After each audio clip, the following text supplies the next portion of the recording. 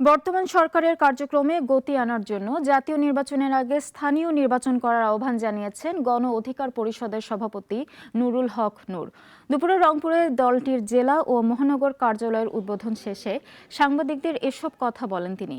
বলেন, শুধুমাত্র একটি নির্বাচনের জন্য এই গণ অভ্যুত্থান হয়নি। রাষ্ট্র পুনর্গঠন, রাষ্ট্র সংস্কার আর মেরামতের মাধ্যমে একটি গণতান্ত্রিক, মানবিক এবং জন আকাঙ্ক্ষার বাংলাদেশে বিনির্মাণের জায়গা থেকে এই গণ অভ্যুত্থান।